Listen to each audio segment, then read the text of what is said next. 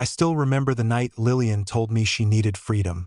It wasn't during a fight, not even in a moment of tension. It was over dinner, with candles flickering on our kitchen table. Her tone calm, almost rehearsed.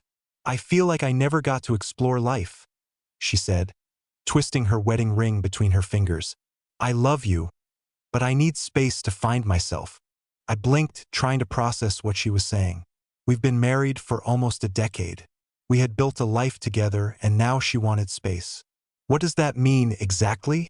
I asked, keeping my voice even. She sighed. I want to experience things without being tied down. No restrictions, no expectations. Just freedom." Her words felt like a slow knife turning in my gut. I'd heard of marriages going through rough patches, but this felt like a prelude to something else, something final. "Are you asking for a separation?" My voice was quieter than I intended. She hesitated, then nodded. "Just for a while." And that was it.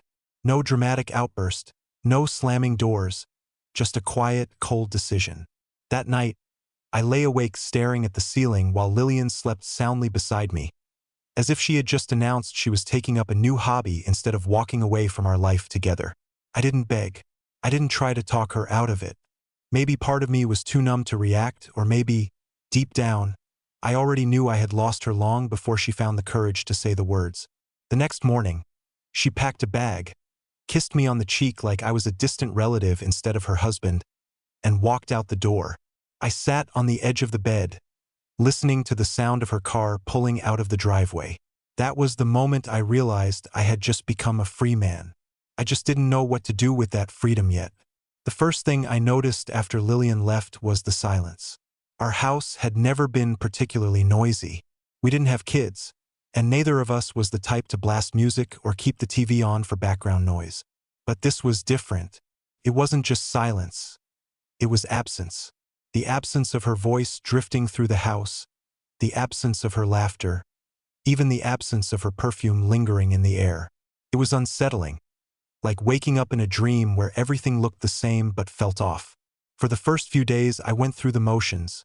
Wake up, go to work, come home, sleep, repeat. I didn't tell anyone what had happened.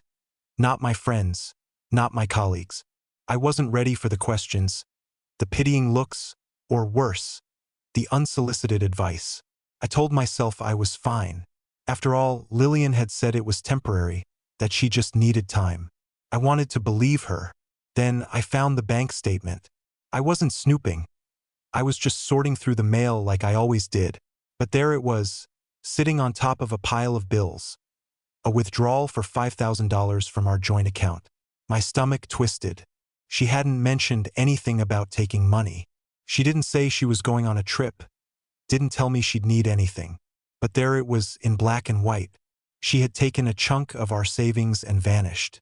I picked up my phone and hesitated. What was I supposed to say? "Hey, just noticed you drained our account. Hope the freedom is worth it?" Instead, I sent a simple text. "Did you take money from our savings?" Minutes passed, then an hour. No response. By the time night fell, my frustration had curdled into something heavier. It wasn't about the money. It was about the principle. If she wanted space, fine, but taking our money without a word? That felt calculated. I barely slept that night. My mind spun with possibilities. Was she planning something bigger? Was she not coming back? Had she met someone else? I pushed the last thought away. It was too soon for that, wasn't it? The next morning, I decided I wasn't going to sit around waiting for an answer. I took the day off work and started digging. If Lillian wasn't going to give me answers, I'd find them myself. What I discovered made my blood run cold. I wasn't the type of guy to snoop. In 10 years of marriage, I never felt the need to check Lillian's phone or ask too many questions. Trust was supposed to be the foundation of a relationship, right? But trust didn't explain why my wife had taken $5,000 and ignored my messages. Trust didn't explain why she walked out of our marriage like it was a bad lease she needed to break. So, I did what I never thought I'd do. I sat at my desk, logged into our shared phone account, and pulled up her call history. My heart pounded in my chest as I scrolled through the numbers. Most of them were familiar, her sister, her coworker, a couple of mutual friends. But then I saw it. A number I didn't recognize, repeatedly. At first, I thought I was overreacting. Maybe it was a new friend, maybe a business call. But something about the frequency sent a chill down my spine. I copied the number into a search engine and hit enter. A name popped up. My stomach twisted. I knew who he was. It was Greg Turner. Not an ex-boyfriend. Not some mysterious stranger. No, that would have been too simple. Greg was someone I knew, someone we both knew. Greg was her coworker. A guy she'd mentioned in passing, always with a casual laugh. Oh, Greg said the funniest thing at work today. Greg brought donuts for the office. Just little comments, the kind you don't pay attention to until you realize they weren't so little after all. I stared at the screen, my breath coming faster. She had called him nearly every day for weeks, sometimes late at night, sometimes during work hours when she was supposed to be busy. And now she was gone, and he was the only person she seemed to be in constant contact with. I felt like an idiot, but I wasn't going to jump to conclusions, not yet. I dialed her number again, straight to voicemail. I needed answers, and if she wasn't going to give them to me, maybe Greg would. I grabbed my jacket and headed out. It was time to have a little talk. I don't know what I expected when I pulled up in front of Greg Turner's apartment complex. Maybe some grand realization, maybe a moment of clarity. Instead, I just felt the cold weight of reality pressing down on me. I wasn't a jealous husband. I wasn't the type to jump to conclusions. But I also wasn't an idiot. The signs were there. I had just ignored them. I took a deep breath, stepped out of my car, and walked toward the entrance. I didn't even have to look up his apartment number. I had already found it online. I knocked. Once. Twice. Footsteps. Then the door swung open. Greg blinked in surprise, his face frozen in that awkward half-smile people give when they're not sure how to react. Marshall. His voice had that forced, casual tone people use when they're trying to pretend everything is normal. What are you doing here? I stared at him. You know why I'm here. His Adam's apple bobbed as he swallowed. Look, man, I cut him off. Where is she? Greg hesitated, his eyes darting away for just a second. Just long enough for me to know. I stepped forward. Don't lie to me, Greg. I know she took money. I know she's been calling you. If this is what I think it is, just say it. I'd rather hear it from you than from her. For a moment I thought he was going to lie, that he'd play dumb, act shocked, spin some story about how it was all a misunderstanding. But then, just like that, his shoulders slumped. He stepped aside and there she was.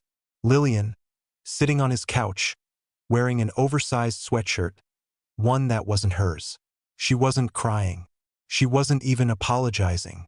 She just looked tired, like someone who had been preparing for this moment and had finally accepted it. I didn't feel anger. I didn't feel heartbreak. I just felt hollow. How long? My voice came out, steadier than I expected. She sighed, rubbing her temples. A few months. A few months. I nodded slowly, feeling my stomach tighten. So it wasn't about freedom. It was never about that. She had been planning this, easing her way out while keeping me in the dark. Greg looked like he wanted to disappear. Lillian looked like she was waiting for me to explode. But I just stood there, staring at the woman I had spent a decade building a life with, realizing she had burned it all down without even telling me. I took a deep breath. You should have just told me the truth. Her lips parted slightly, like she wanted to say something, but there was nothing left to say. I turned around and walked out. As I stepped outside, the cold air hit me like a slap. I wasn't going to beg. I wasn't going to yell, but I was going to move on. And I had a feeling she wasn't ready for that. I drove home in silence. No music, no radio, just the hum of the engine and the weight of everything that had just happened. Lillian had made her choice. She hadn't been confused. She hadn't needed space. She had been laying the groundwork for this for months. And Greg, he wasn't some accidental fling. He was the guy she had picked over me. And yet, as I pulled into the driveway, I didn't feel the explosion of rage that I probably should have. I felt nothing. That scared me more than anything. I walked into the house, locking the door behind me. Every room felt different now, emptier. The same furniture, the same pictures on the wall, but everything had lost its meaning. I sat down on the couch and stared at my hands. For 10 years, my life had revolved around Lillian. Every decision, every plan for the future, it had always included her. But now she was gone, and for the first time I realized I didn't need to wait for her to come back.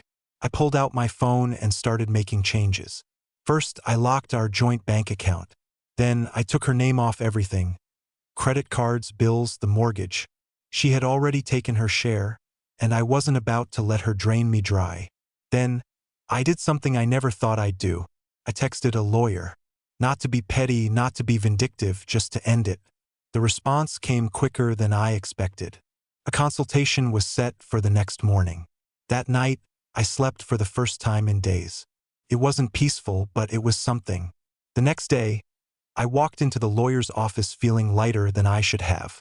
I expected a long process, but the lawyer, an older man named Charles, assured me it wouldn't be difficult. You have no kids, no major assets in dispute.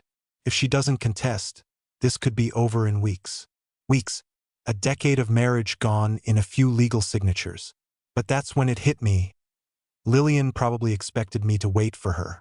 Maybe she thought I'd fall apart, that I'd hold on to hope, that she could have her freedom and still keep me as a backup plan. She was in for a surprise. As I left the office, I took a deep breath. It was time to start living again. So I did something I hadn't done in years. I went out. Not to a bar, not to a club, just to be around people. I grabbed a coffee, took a walk, and watched the world move around me. And then something unexpected happened. A woman, someone I hadn't seen in years, recognized me. Marshall. I turned around and found myself staring at Evelyn, an old friend, someone I had lost touch with long before Lillian ever decided she needed space. And for the first time since my wife walked out on me, I felt something other than emptiness. I felt possibility. I never believed in fate. The idea that the universe lined things up at just the right moment always felt like a fantasy to me. But standing there, looking into Evelyn's eyes after all these years, I started to wonder if maybe, just maybe, some things happened for a reason. She looked exactly how I remembered her, yet completely different at the same time. The last time I saw Evelyn, we were barely out of college, two friends who lost touch as life pulled us in different directions. And now, here she was, standing in front of me, holding a coffee cup like she had just walked out of a dream. Marshall? She tilted her head, a small smile forming on her lips. Wow, it's been, what, 10 years? Something like that, I said, trying to shake off the surreal feeling. You look good. So do you, she said, and then her eyes flickered with something unreadable. Though you look different. I exhaled a laugh. Yeah, well, life does that to you. She hesitated, then motioned toward an empty table. Got time to catch up? Did I? Maybe not. My brain told me I had a million things to deal with.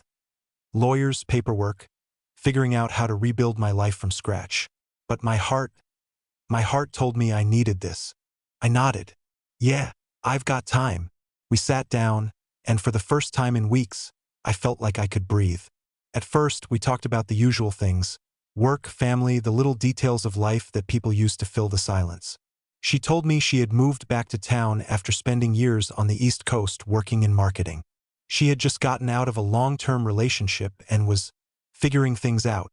Funny. So was I. But then the conversation shifted. What about you? She asked, her tone softer now. You're married. I let out a slow breath. Not anymore. Her brows lifted slightly. Divorced. In the process. She didn't pry. She just sat there, listening, letting me decide how much I wanted to say. And somehow, I found myself telling her everything. About Lillian, about the night she told me she needed freedom, about the money, about Greg Turner. I expected her to react with shock, maybe anger on my behalf, but Evelyn just nodded like she had seen this kind of thing before. You know, she said after a moment, stirring her coffee, some people aren't looking for love. They're looking for control. And when they lose that control, they panic. I frowned. What do you mean? She leaned back, studying me. You said you didn't fight her on it. You didn't beg. You let her go. And now, instead of sitting around waiting, you're moving forward. She tilted her head. I bet she wasn't expecting that. A strange feeling settled in my gut. Evelyn was right. Lillian had always been the one in control. She was the planner, the one who dictated where we lived, how we spent money, even what vacations we took. I had always gone along with it, thinking it was just part of marriage. But now she had walked away and I hadn't chased after her. And I had a gut feeling that wasn't sitting well with her. A few days passed, and for the first time in weeks, I felt a sense of normalcy creeping back into my life. I started going to the gym again. I made plans with old friends. I focused on work. And then, just as Evelyn had predicted, Lillian came back. It started with a text, "Hey, can we talk?" I stared at the screen, my pulse steady. A month ago, I would have jumped at the chance. I would have asked what she wanted, if she was okay, if she had changed her mind. But now I just saw it for what it was, a test, a way to see if she still had control. I didn't reply.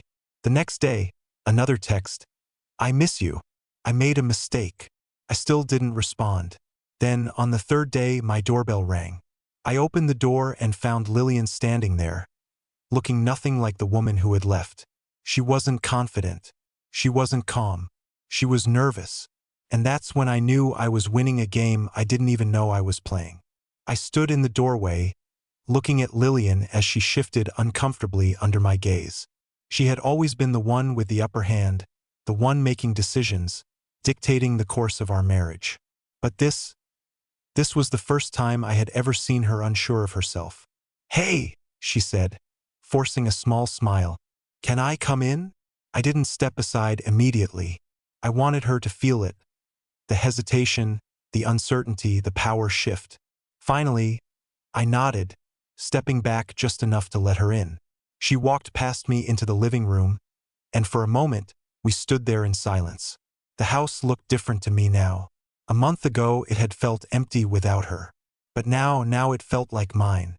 The weight of her absence had lifted, and instead of mourning the life we had, I had started building a new one. She looked around, her eyes flickering over the small changes. New books on the shelf, a jacket draped over the chair that wasn't hers, subtle signs that life had moved forward without her. She turned back to me, biting her lip. "So, you never answered my texts." I shrugged. Didn't see the point. Her face fell slightly, but she recovered quickly. Marshall, I think I made a mistake." I leaned against the wall, crossing my arms. "Which part?" She swallowed. "All of it." I raised an eyebrow. "You mean walking out on me? Or lying about what you were really doing? Or taking $5,000 without a word?" She flinched. I wasn't thinking clearly. I let out a slow breath, studying her. "So what changed?" Her mouth opened, but no words came out. I already knew the answer. Greg Turner had changed. Or rather, her fantasy of a life with Greg had shattered. Maybe she had realized he wasn't the escape she thought he was. Maybe she had seen that the grass wasn't greener, that the thrill of sneaking around had worn off, leaving nothing but regret. She had expected me to be waiting, to be broken. But I wasn't. "I miss you," she said softly. "I thought I needed space, but what I really needed was to see what I had. I took you for granted. And I know I don't deserve another chance, but I just had to tell you." She stepped closer, her eyes pleading. "We can fix this. We can be us again." I let her words hang in the air, watching her face, searching for something, anything, that felt real. But all I saw was regret. Not regret for what she had done. Regret that I wasn't making this easy for her. She had expected me to fold, to open my arms, to tell her we could fix things. Instead, I just shook my head. "Lillian, I don't think you actually want me." Her brow furrowed. "Of course I do." "No," I exhaled, feeling the weight of months of pain slowly fading away. "You want security. You want stability. And when you thought you had something better, you didn't hesitate to throw this away. Now that it didn't work out, you're back. That's not love. That's regret." Tears welled in her eyes. "That's not true. I love you. Then why didn't you realize that before you left? I cut her off. She had no answer. I nodded to myself, finally understanding what I had been afraid to admit. I didn't love her anymore. Maybe I had held on to the idea of our marriage longer than I should have. Maybe I had convinced myself that she was still the woman I had fallen for years ago. But that woman didn't exist anymore. And I wasn't the same man either. I'm not angry, I told her, my voice calm. But I'm done. She let out a shaky breath. So, that's it. I nodded. That's it. Silence. She stared at me for a long moment, searching for something, maybe a sign of weakness, maybe some lingering affection she could hold on to. But there was nothing left to find. Finally, she nodded, wiping at her eyes. Okay. She turned and walked toward the door, pausing just before opening it. Goodbye, Marshall. I didn't say anything. I just watched her walk away, and for the first time in months, I felt free. The door clicked shut behind her, and I stood there for a long moment, letting it all settle in. I had imagined this moment so many times. What I'd say if she came back, how I'd react. A month ago, I would have begged for another chance, tried to fix something that was already broken. But now I felt lighter. I wasn't bitter. I wasn't angry. I was just done. I turned around and looked at my house. My house. It no longer felt like the remnants of a failed marriage. It felt like a blank slate, a fresh start. I took a deep breath and picked up my phone. Not to check for missed messages from Lillian, not to dwell on the past. I had one name in mind. Evelyn. We had been talking a lot since that coffee shop meeting. It wasn't anything serious, not yet, but there was something there, something real. I pulled up our last conversation. Me. So, I just had an interesting visit from my ex. She replied almost instantly. Evelyn? Oh? Let me guess. She wants you back. I smirked. Me. You must be psychic. Evelyn. Nah, just experienced. Let me guess again. You didn't take her back. I leaned back on the couch, smiling. Me. Not even for a second. There was a pause before her next message came through. Evelyn. Good. Because I was going to be really disappointed in you if you had. I laughed, shaking my head. Felt good to laugh, to feel something besides hurt. I typed my next message without overthinking it. Me. You free for dinner tonight? Her reply came before I even locked my phone. Evelyn. Absolutely. For the first time in months, I wasn't looking backward. I wasn't chasing something that had already died. I was moving forward, and it felt damn good.